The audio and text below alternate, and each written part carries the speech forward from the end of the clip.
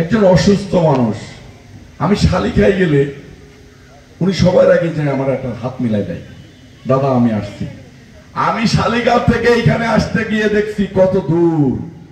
এইখান থেকে একজন হিন্দু মানুষ শালিখায় আমার খবর রেখে আমার সাথে সাক্ষাৎ করতে যায়, এটা আমার ভালোবাসা। আমি তাকে ভালোবেসেছি, সেই কারণে সে আমাকে ভালোবেসেছে।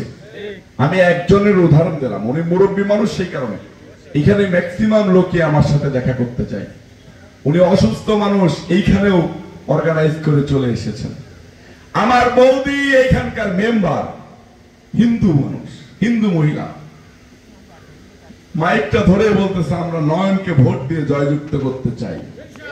আমি ওনাকে প্রথম চিনলাম, এটা হলো ওনার সাথে আমার হৃদয়ের বন্ধন হয়ে গিয়েছে, আপনাদের সাথে আমার হৃদয়ের বন্ধন হয়ে গিয়েছে।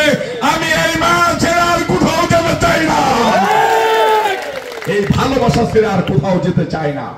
ওই ইট পাথরের শহরে আপনার মতো আমাকে কেউ ভালোবাসবে না, আপনার মতো আমার জন্য কেউ দোয়া করবে না।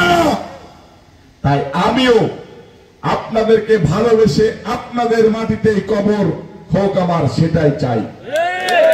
আপনারা চান না? গিয়েছেন, অত্যাচার করেছে, নির্যাতন করেছে, নিপীড়ন করেছে, স্কুল কলেজের টাকা নিয়ে গিয়েছে।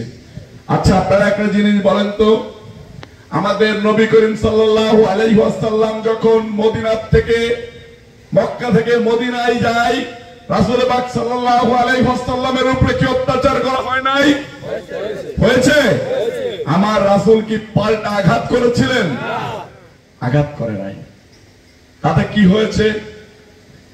ওই সময় কিন্তু আমার রাসূলের যে ক্ষমতা ছিল, পাল্টা আঘাত করে ইহুদি নাসারাদেরকে ব্যানিশ করে দিতে পারত, কিন্তু করে নাই। কেন করে নাই?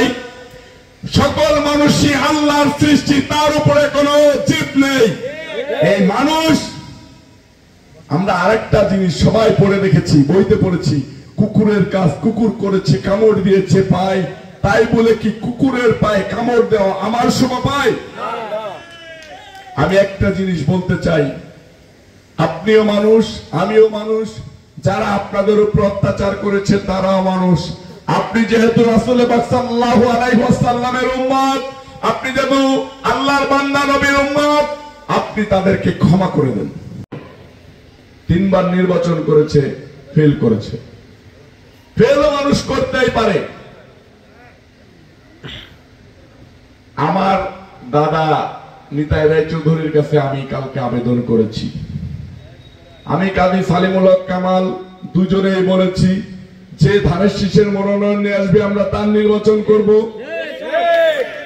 আমরা চাই বিএনপির ভারপ্রাপ্ত চেয়ারম্যান জনাব তারেক রহমান সাহেব তার দলকে বাঁচিয়ে রাখার জন্য যেরকম প্রার্থী খুঁজতেছে, সেরকম প্রার্থীকে মাগুরা 2 আসনে মনোনয়ন দেওয়া হোক, যাতে দল দীর্ঘদিন যাবৎ বেঁচে থাকে, দলের মানুষের সেবা করার সুযোগ পায়, দলের মানুষের কাছে দিন রাত 24 ঘন্টা ছুটে বেড়ায়, এরকম লোক চাই। আপনারা একটা লোককে ভোট দিলেন, সেই লোকটা তার বাড়িতে বসে থেকে শুধু তার ছেলে মেয়ের নামের সাথে জব করলো, আপনারা কি সেটা মেনে নেবেন? আমি আপনাদের নাম জব করতে চাই। আমার কাছে অত্যন্ত ভালো লাগে।